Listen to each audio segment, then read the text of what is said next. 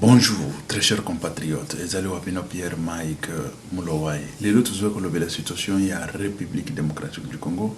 Makambo ezole kanakati ya République démocratique du Congo. Pays banda ya République démocratique du Congo. Congo na yo Congo nanga. Congo ya bisogna soba Congo. Sans tarder, tokendo kolobela. La première des choses, situation, il y a prestation, il y a serment, le 20. Ezali lobby. Oyo ekosalema na stade de martyr tokende kolobela makambo ya ba élection tokende kolobela makambo ya ba oyo balingi bazonga toujours des mêmes individus Mbosso monsieur Mbosso depuis indépendance tilelo azaso na 80 ans, c'est-à-dire que ba jeune mususu bakosala musala te Zambe mais le Camboyo génération échange makate ba mende bazongi na bona ba parlement ba nani c'est très grave, hein? C'est très grave, je vous dis, parce que tala toko ya wako chaba diplôme te to sito chacha to lembi tuzolo banane. Très chers compatriotes, la situation était situation tozanango na situation na minito mikolo yo bosi boyebi ba inondation ezo salema na Kinshasa boyebi ba inondation tolo ba kaka na Kinshasa te eza ba même ba côté Équateur to monaki ba inondation ebele tozolo be la situation était ya Eve Bazaiba na ministère ya environnement, parce que environnement ya tamba mboso wana bazaki na babokonzi, ce n'est plus environnement ya lelo.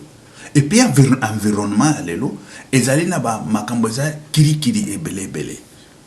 Bon muto asali droit lelo azokende sala environnement et tout ça azokende na ko apprendre sur place et tout ça. Bon, c'est vrai akoko apprendre na sur place et tout ça, mais bazo beta à côté, gauche droite cible ya ngoyo liboso bango bazo beta à côté na ba politique ya 1960. C'est la politique qui se fait chez nous jusqu'aujourd'hui. Mais ce n'est plus encore le temps que ça la politique en 1960. Parce que politique oyo tout ça nango boyo kanganga na nos très chers compatriotes. Botala minéraux za na se mabele ya République démocratique du Congo. Mais bamindele basali tout la musique Kagame kuna ba monte Kagame basali tout po ba ya ko yiba kabiso minéraux na se ya mabele. Je ne sais pas si vous comprenez. Coltan eza na se ya mabele basali désordre bato bakomi kokende kuna bazo timbola bazo kende na coltan na bazo kende nango na se ya mabele. Mais vous vous rendez compte que aujourd'hui quand on vous parle il y a oxygène, parce que bato bazo comprendre ni bao bazana pouvoir ni Eve Bazaiba ngo bazo comprendre la situation ngote, parce que botala sikoyo ke lelo na minito toujours kende na bino toujours kende na koloba makambo ba changement climatique, toujours kende na koloba makambo ya ba forêt ya ba nini et tout ça. Mais quand on parle makambo ba carbone, on parle makambo ba marché ya ba carbone, makambo ba marché ya ba oxygène et tout ça. Mais oxygène oyo ekendaka nango boye pamba ezate ke zana sa mabele ya Congo, il faut basala effort po ba ya kobimisa ngo te, mais ezali ke ekendaka pamba boye ekei pe ke poto ekei nango nani moto ko bare ngo frontière akochela ngo frontière azate nde bakoya kofutela biso misolo koltan balingi kofutela biso misolo te bazozo ngo ya ofele o ezana sa mabele bandeko. Et ça, c'est la politique où il y a depuis 1960, il y a Bamboso, Banani, Sko, Maman, Eve Bazaiba, Bazokotana, la politique. Ça, c'est la politique. Hein. Ce n'est plus ça. La politique s'est changée à bas côté. La politique s'est changée. C'est vrai, Félix Antoine Tshisekedi Tshilombo, j'ai vite compris qu'il a compris vite la politique, c'est parce qu'il est panafricain. Il est panafricain. Ce qui veut dire, un panafricain, c'est quelqu'un qui lutte pour l'Afrique. La première des choses. Nous tous, nous sommes panafricains. Un grand nombre, nous sommes panafricains. Et un panafricain, il sait que c'est le combat. Quand basi bazui biftek na yo na minoko boy, prédateurs, et qui sont-ils des prédateurs? Ce sont des mêmes gens. Oyo Eve Bazaiba bazoya ko bete la bango lisolo boyoka Nous avons, les poumons du monde. Nous avons la forêt qui vous donne, je ne sais pas quoi, l'énergie qui vous donne l'oxygène. Est-ce que eh bien ngote? Ce qu'on m'a solo yozo bete la bango wana c'est quoi? Mais ce qu'au Congo en retour à gagner 5 ans non na ministère. Et maintenant, bah ça le résultat il y a 5 ans na ministère. 5 ans il est qui? C'est comme ça que 50 ans il collé kaka bobuka le lengo wana to beta kama solo que nous sommes poumons planétaires yanen. Mais dit ce n'est pas ça. Nous avons besoin il y a booster des choses, il faut booster. Et pour booster des choses, il faut stratégie, nani mususu yasika. Et c'est ça, yasika. Bandeko, je vous dis que c'est un grand combat dans le ministère one. Un grand combat qui nous attend. Ce n'est pas un ministère, basu politicien qui va apprécier ministère one. Mais vous vous rendez compte que il y a des blancs même, de blancs. Ils commencent à refuser de donner l'argent dans leur propre pays. Parce que nous avons sukoyo neti na Gabon, neti na Congo wana, akokenda lobi. Mais ce que toujours pesa bino misolo, bino na poto, bozo sala nango nini. Il se pose des questions. Misolo oyo bakolo misolo bazali ba congolais. Bakolo misolo bangonde bazana oxygène o bakoteka na biso parce que bazana forêt. Mais bino awo bofandi bozo yiba biso bakomi koboya. Bamindele mususu bakomi koboya ko pesa bango misolo ok. Ce n'est pas vous, boyele à kabiso misolo que vous autres que la biso oxygène. Écoute wapi. Écoute wapi. Toke ko pesa ko na bango moko bazoka. Et ça, il faut un grand combat pour nous kolongo là-bas. Biftek wana, tous on qui s'en na kati la République démocratique du Congo. C'est un grand combat. Tel que je vous parle, je suis expert. Quand je vous parle d'un expert, ce n'est pas moi qui l'ai dit. Je suis expert en assainissement et eau potable. Et eau, je dirais. Makamuneti oyo bozo mona na Kinshasa wana yaba inondation pono ko sala ba canalisation so wana je suis expert en ça na koche la bino diplôme wa universitaire ezate ki o ezaso ke ndenge nini budi c'est comme ça ezali na linga na chango mais ka motema totik je suis expert et je suis expert na coopération internationale. Quand je parle de coopération internationale, ce qui veut dire que ce qu'on faisait il y a 1960, ce n'est même pas ça encore. Il faut faire autrement pourvu qu'on puisse profiter de notre richesse, qu'on puisse profiter de notre... Quand je parle de notre richesse, il inclut aussi l'oxygène.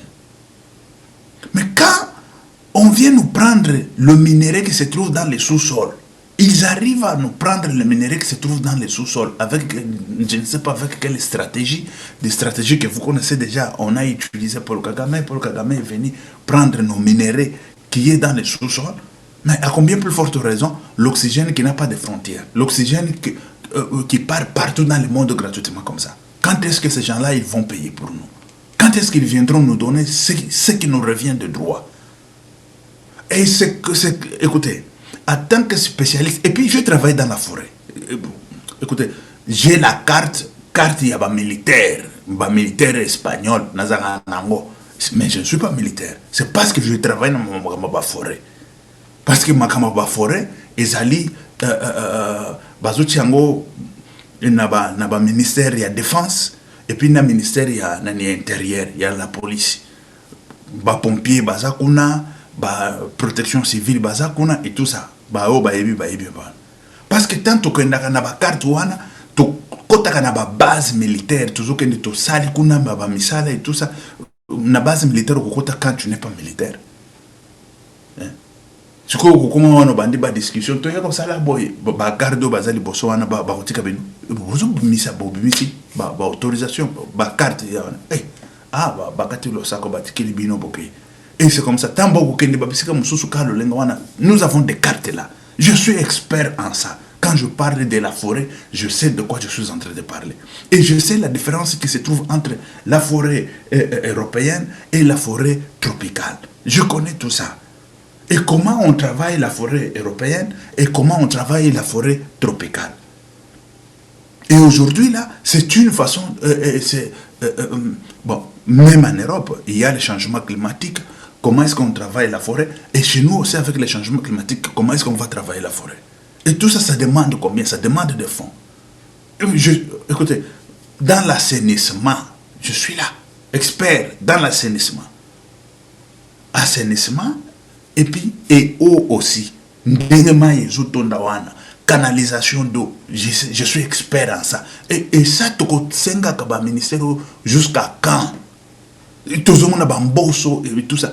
Tout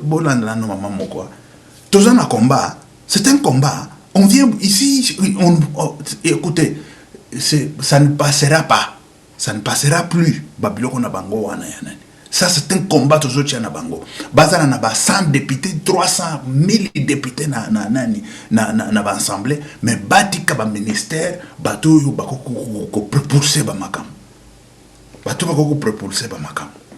Tolanda na mama oyo nengazolo.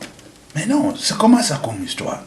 Bateau moko boye ba s'encaparer na pouvoir, ba s'encaparer na nani, tout, toujours les mêmes individus. Et puis rien ne change au pays. Tolanda na no mama oyo azolo bandenge ni.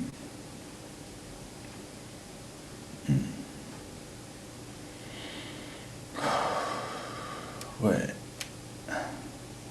Lobana bango kaka. Excusez. Toujours que na chela bino. Oh là. Lobana bango kaka vérité. Oh excusez. Puis pas quoi, j'ai pas vu. C'est comment?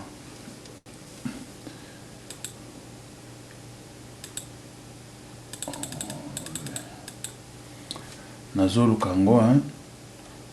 J'ai mis ça.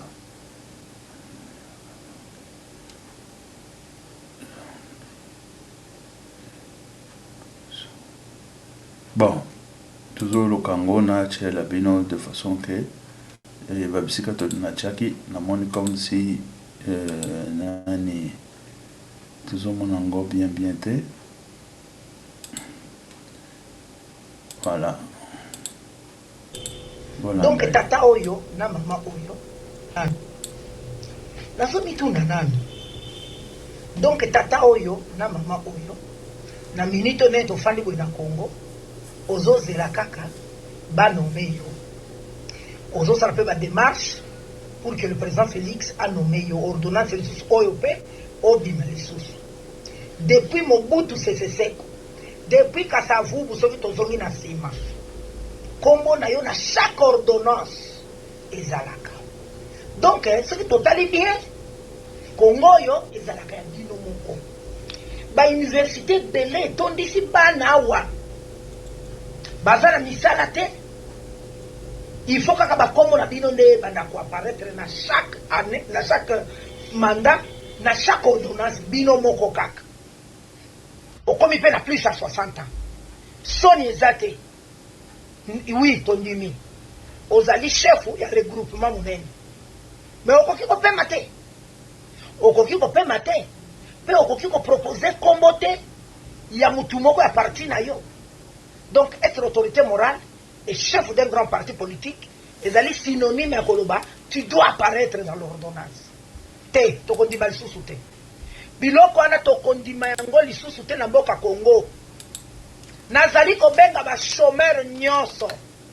Nazo kobenga ba chômeur intellectuel nyonso. Yo mutu nyonso yebi ki utanga.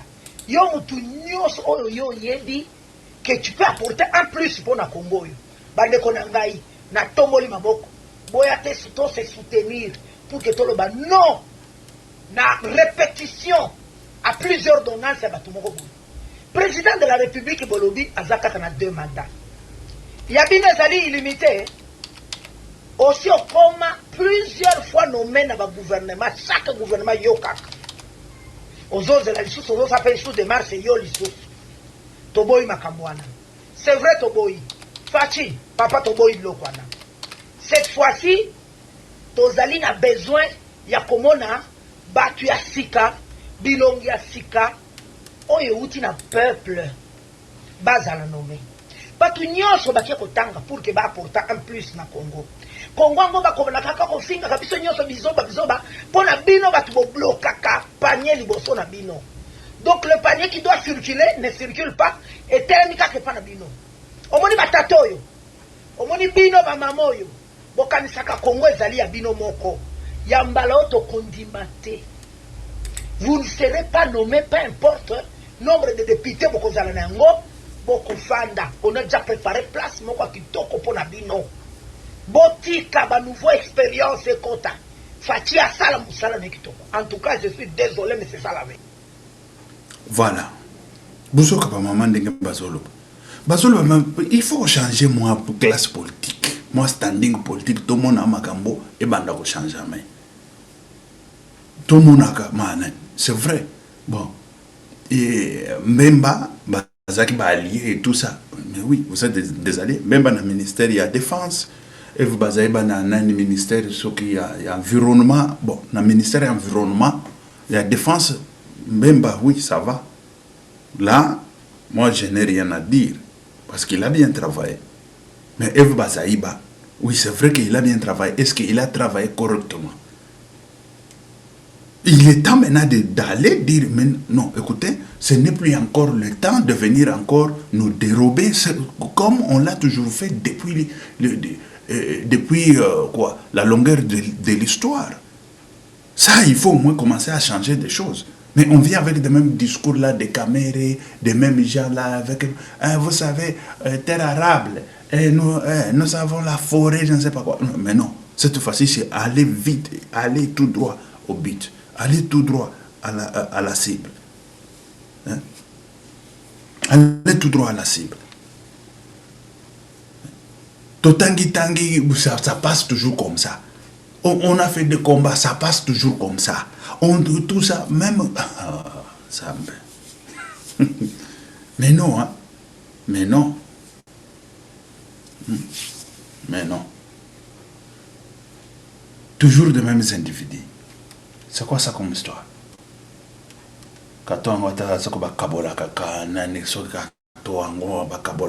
mais il faut que Kabola Congo, mais Bassiba Kaboli depuis 1960 dit les lots. Mais il faut mettre fin tout d'abord à ça aussi. Il faut mettre fin que tout le monde a intérêt à la République. Pour tout le monde, on peut aller de l'avant. Tout le monde, on peut construire notre République. Tout le monde, on peut construire notre République. Et voilà. On a Ezali, volo bazo iba biso oxygène. On nous vole l'oxygène. Ça, c'est clair et net. Il faut tout y bakango. Peuple qui n'a pas bazo yiba biso ba oxygène. Et nous sommes dans la distraction, comme si rien n'était. Comme on a toujours été dans la distraction. On rêve. Moi, je me demande par quelle magie ces gens-là, ils vont venir nous donner de l'argent. Quand, et si on ne change pas la façon de pouvoir chercher que ces gens-là nous payent. Si on part dans la même façon, dans la même manière, tel que F. Bazeba l'a fait, ou avec d'autres pays, je vous dis que c'est nul. Il faut changer des choses. Il faut booster des choses. Ça, c'est clair. Tant que Banabino, Nani Abimi, Fayoulou Abimi, à sa déclaration. Moïse Katumbi Abimi, à sa déclaration. Le Kouta, ils ont ma belle, hein. Le Fayoulou a changé de stratégie. Non, tout ça la marche, mais tout parce que IDPS a zalakana ba milice naïe. Oh, IDPS a commis les lois ba milice. IDPS, c'est pas celui qui était dans la rue depuis. Quand on parle de manifestations, la rue et tout ça. Bon. Est-ce que Bato Bandimaki Bango, parce que Bango Bachaki déjà mot d'ordre, Bobima, Bosala Sokineni, Bato Babimaki même côté. Parce que Bato Monaki, c'est vrai que des vols où il y a des députés à gauche, à droite, et Meke, vol Moko, Benga, ce sont des cas isolés. Des cas isolés. Dans les cas isolés, nous, personnellement, on n'avait pas compté tous ces cas-là. Nous, on n'a pas compté Babylone et Asseni. Nous avons compté des choses que nous avons vues. Katumbi, il a tel boy. Tina fief nae, on était là. A gagné à boy, a perdre boy. Félix a gagné boy, awa boy na boy. Et c'est ce qui s'est passé. Tout le monde se connaît battu à Katumbi. Ah, eza solo. Tout le monde a tembe, mais c'est ni eza solo. Tolanda na no fayulu. Après to kolanda Katumbi. Tolanda fayulu. Ah oui. C'est grave. Partie de la question des patients nicotine, nous avons dit que nous appelons l'ensemble de notre peuple, chacun, partout où il est, dans les villages, dans les villes, dans les rues, dans les avenues, les boulevards du Congo, de se lever et de dire non. L'action qu'il va mener, c'est lui. Vous savez que nous avons suspendu les actions de masse, les marches. Pourquoi? Parce que le parti au pouvoir ici, l'UDPS, a créé une milice, pas simplement à Kinshasa. Et cette milice, qu'on appelle Force du Progrès, se retrouve dans tout le pays. Et elle sévit avec des machettes.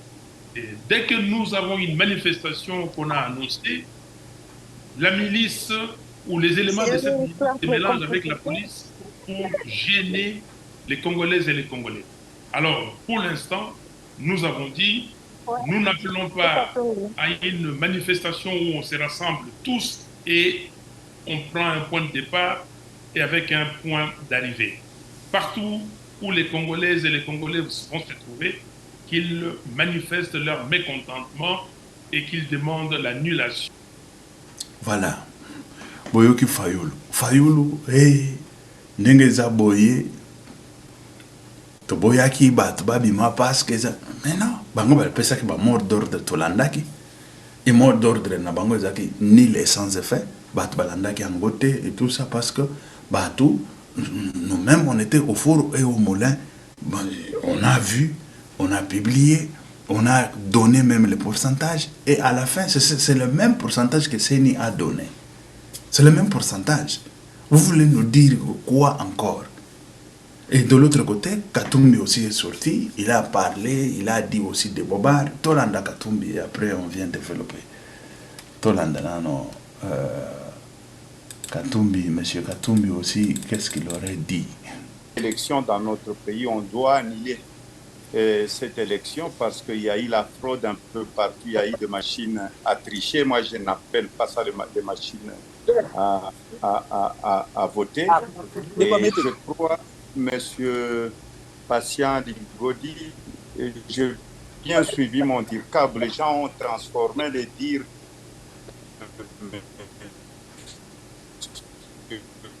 Olivier Kamitatu. Il n'a pas engagé le parti, il n'était pas d'accord avec la politique de la chaise vide. Jusque-là, nous n'acceptons pas ces résultats, nous n'acceptons pas la tricherie de la CENI parce que moi, je veux quand même revenir un peu marche arrière sur les élections qui ont eu lieu pendant 7 jours. 7 jours. C'est la première fois dans notre pays. Peut-être la loi électorale a été changée. Je vous donne l'exemple, comme mon frère Martin l'a dit, au Katanga, où on a eu plus, où on m'a donné ces résultats, parce qu'il n'y a pas eu compilation, il n'y a pas eu de PV. Dites-moi où il y a eu de PV, de PV signés. Nous n'acceptons pas d'aller siéger à l'Assemblée nationale. Nous demandons l'annulation de ces élections. Voilà. Oh, on doit annuler les élections, on doit annuler ceci, cela. Maintenant, quand on parle, il y a Batunaï Ouyou, Balingi, Bakende Nanani, na Bao Bakimi Bango, Bazo Kenesko l'Assemblée nationale. Non, on ne veut pas la politique des chaises vides. La politique des chaises vides. On ne veut pas ça. Oui. Et maintenant, que voulez-vous? Est-ce que lui, là, Katumbi, il est conscient? La conscience, il aurait gagné même 30%. 30%, on parle seulement de 30%. Est-ce qu'il est conscient de ça? Tu n'as pas fait dans des provinces. C'est pas des... Bon, grande Kasaï là, c'était ces 4 provinces maintenant. Tu n'as rien fait là comme campagne, mais tu dis que tu as gagné. Ah, par quelle magie Katumbi, on a gagné Dieu. Par quelle magie où tu as gagné l'élection Katumbi? Tu dois savoir que si tu ne passes pas là, tu ne gagneras jamais l'élection. Parce que c'est là, c'est une dimension de pays à Gaïara. C'est une dimension de pays à Gaïara. Ok, qu'on a la campagne. Oh, na gagné, biso de to gagné, biso opposition. Ah, mais c'est quoi opposition ango, comment ndengani, comment le kuta ou opposition to yebaka ke le baka makambo ya solo, oyo ya batamba chenti sekedi bazalaki, biso sima ya nani et tout ça, on était au four et au moulin parce que on sait que on disait la vérité et on était dans la vérité. Mais cette fois-ci, vous êtes vraiment dans des faux et faussetés. Tozeli awa shole. Aya kolakisa biso ba bulletin ba nani nyonso wana ndenge Katumbi a gagné ou Fayulu a gagné tout ça ba kimia. Toyoki comme monseigneur nani cardinal Mbongo Abimi.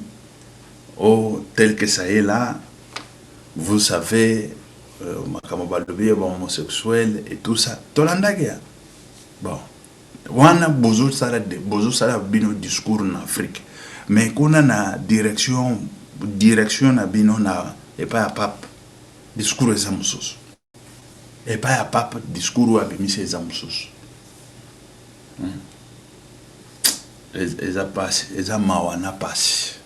Ezama wana pasi tanto fandi boye toyoka kwa muntu makambo ezali na kwa muntu soki na ba province nyonso wana toyoka kaka ba problème et tout ça lelo bandi ko bim zombi ba yeko kufunda ye ba kanyi ba petu bazo sala ba désordre et tout ça ba lobi petit mo ba lobi na ko dayenga mokote likambo za ndenge nini o misoki mini Congo boyebi mini Congo aba aleka kana nani kuna tout le temps il fait que passer na ba nani kuna tout le temps mini Congo uzokaka oyo mini Congo alati ba biloko soki nini bokangela biso mutu wana yende azokende kopesa ba jeune wana minduki bazopesa bango ba mbeli ba machete bakende basala ka désordre bokangela biso zombie.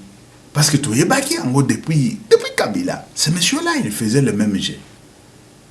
Mais, tant Félix Aye, tout le monde kaka, azabo, tout le monde, mais yango yo, abongo mi oni, abongo li motema, le lobi mi po, abongo li motema te. Kwa muntu o, buzoka kwa muntu ko ba problème et tout ça, zombie. Tolanda nano, boyoka, jeno bakangaki. Ezala ko yinda kuna. Ezaya koinda tanto zolo ezaya koinda tolanda lobana bango kaka vérité nde bakoki kotika yo hein lokola olobaki soki tokende kinsele kolakisa biso place baza olakisa na bachef wana bamenere baza na Kinshasa loba makasi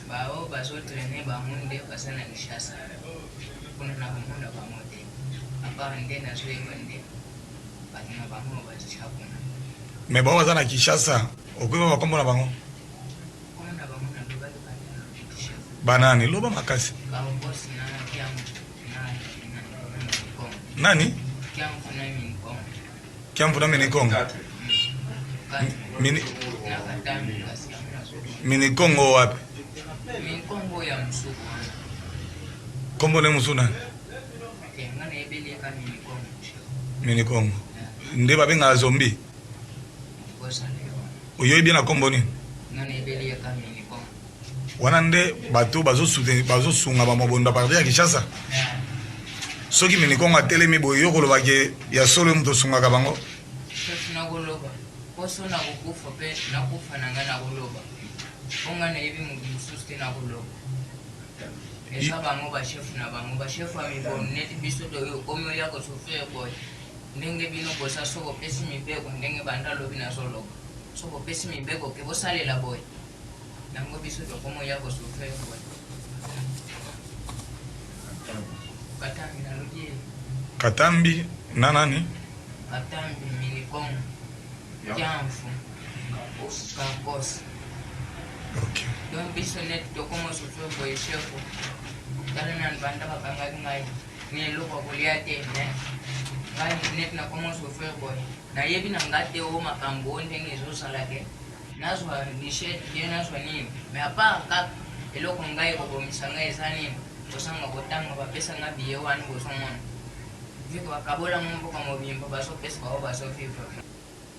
Voilà, bozomona situation ndenge ezali zombie yango ebimi na mpwasa il faut bakangela biso bato wana bato bazokende kobomela biso bato na kwa muntu bazokende kobomela biso bato na nani bazokaka kuna o bazobomana o bazosala boy o babomaki chef coutumier kuna o boy na boy. Mais dis-moi, comment est-ce que tu as un désordre à boyer tout le temps, matin, midi, soir? Matin, midi, soir. Et cette situation, ça doit finir. Il faut écouter, il faut que les gens soient coupables, oyo, bazoke na ko pesa ba gêne, ba machette, bazoke na ko pesa bango ba minduki et tout ça, de façon que ba s'entretuer ba côté wana. Et voilà. Wana ezali situation oyo ya kwa muntu ndenge ezokende na koleka wana tokokutana balasima. Que Dieu vous bénisse. C'était Pierre Mike Moulowai. Ok, merci, ciao, à la prochaine. Que Dieu vous bénisse.